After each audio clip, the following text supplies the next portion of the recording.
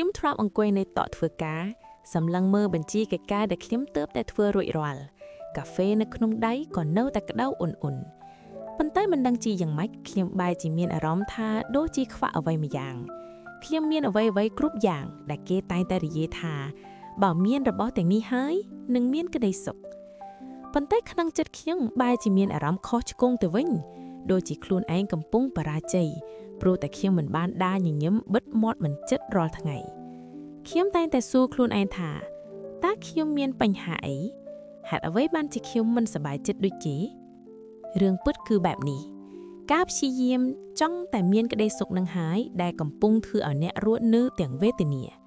យើងបានប្រែក្លាយក្តីសុខឲ្យទៅជាគោលដៅដែលយើងត្រូវតែទៅឲ្យដល់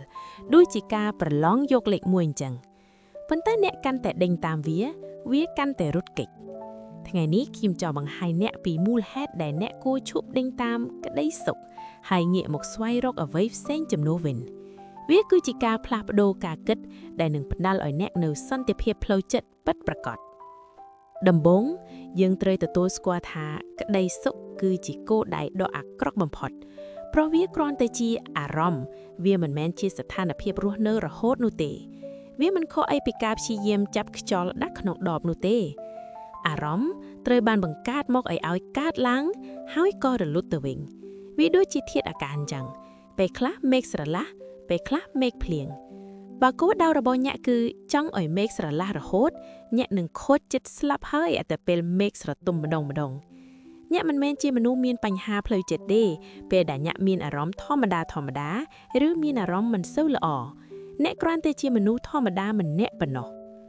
ជំនួសឲ្យការដេញតាមក្តីសុខអ្នកគួរតែដេញតាមអត្ថន័យនៃជីវិតវិញអត្ថន័យនៃក្តីសុខគឺខុសគ្នាអត្ថន័យគឺជាអ្វីដែលជួយឲ្យអ្នកបន្តដើរទៅមុខទោះបីជាពេលនោះអ្នកកំពុងជួបការលំបាកក៏ដោយសាកគិតពីមនុស្សម្នាក់ដែលកំពុងហ្វឹកហាត់រត់ម៉ារ៉ាតុងមើលជើងរបស់គេឈឺចាប់ផ្ដើមថប់ដង្ហើមហើយត្រូវក្រោកតាំងពីម៉ោង4ភ្លឺទាំងត្រជាក់គេមិនមែនមានក្តីសុខក្នុងពេលដែលកំពុងរត់នោះទេប៉ុន្តែគេមានអារម្មណ៍ថាពេញចិត្តខ្លាំងណាស់ហេតុអ្វីព្រោះទង្វើនោះវាមានអត្ថន័យនៅពេលដែលអ្នកដឹងថាអ្នកធ្វើដើម្បីអ្វីអ្នកនឹងអាចស៊ូទ្រាំបានគ្រប់កាលៈទេសៈឥឡូវនេះខ្ញុំដឹងថាអ្នកកំពុងគិតអីប៉ុន្តែខ្ញុំគ្រាន់តែចង់មានអារម្មណ៍ល្អតាមពិតទៅនោះគឺជាពាក្យកុហកដែលខួរក្បាលយើងបង្កើតឡើងដើម្បីឲ្យយើងរស់នៅក្នុងតំបន់សុខស្រួលការពេញចិត្តពិតប្រាកដកើតចេញពីការដោះស្រាយបញ្ហាមិនមែនការគេចវែពីបញ្ហានោះទេខ្ញុំចាំបានថាការខ្ញុំចាប់ផ្ដើមរៀបចំជីវិតឲ្យមានរបៀបរៀបចំដំបូងខ្ញុំគិតថាខ្ញុំនឹងមានក្តីសុខខ្លាំងណាស់នៅពេលមានកាលវិធីច្បាស់លាស់ប៉ុន្តែការពិតវាមិនមែនអញ្ចឹងទេវាពិតជាហត់ហើយគួរឲ្យធុញទៀត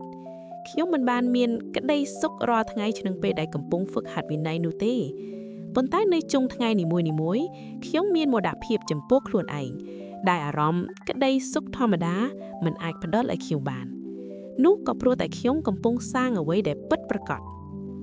ចំណុចនេះនាំឲ្យយើងឈានទៅដល់ការផ្លាស់ប្ដូរទី2ជ្រើសរើសការលំបាកដែលអ្នកចង់បានគ្រប់យ៉ាងក្នុងជីវិតសុទ្ធតែមានតម្លៃដែលត្រូវបង់ជីវិតដែលមើលទៅមានក្តីសុខដែលគេបង្ហោះលើ Facebook ឬ IG តាមពិតទៅវាត្រូវឆ្លងកាត់ការហ្វឹកហាត់វិន័យការត្រូវគេបដិសេធនិងការធ្វើរឿងដដែលគួរឲ្យធុញជាច្រើននៅពីក្រោយអ្នកមិនអាចចង់បានតែលទ្ធផលដោយមិនចង់ឆ្លងកាត់ដំណើរនោះទេដូច្នេះជំនួសឲ្យការសួរថាតើអ្វីដែលធ្វើឲ្យខ្ញុំមានក្តីសុខសាកសួរខ្លួនឯងវិញថាតើការលំបាកមួយណាដែលខ្ញុំសុខចិត្តស៊ូទ្រាំជាមួយវាបើអ្នកស្រឡាញ់ការលំបាកក្នុងការហាត់តន្ត្រីអ្នកនឹងទទួលបានក្តីរីករាយពេលលេងវាបើអ្នកស្រឡាញ់ការលំបាកក្នុងក្លឹបហាត់ប្រាណអ្នកនឹងទទួលបានសុខភាពល្អអ្នកត្រូវស្រឡាញ់ការងារដែលអ្នកធ្វើមិនមែនស្រឡាញ់តែពានរង្វាន់នោះទេចុងក្រោយ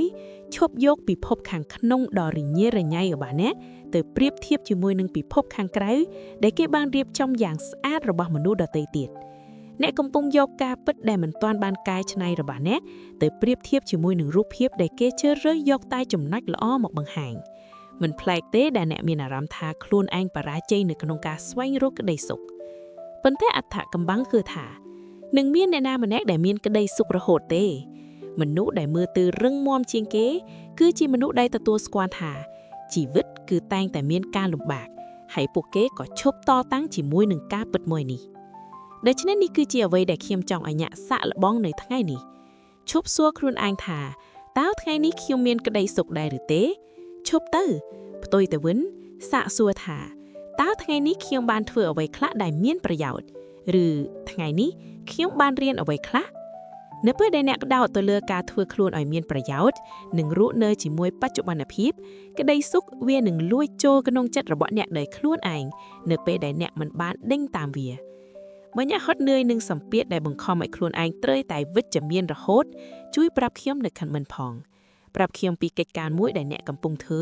ទោះវាលំបាកតែអ្នកដឹងថាវាមានតម្លៃជួបគ្នានៅវីដេអូក្រោយ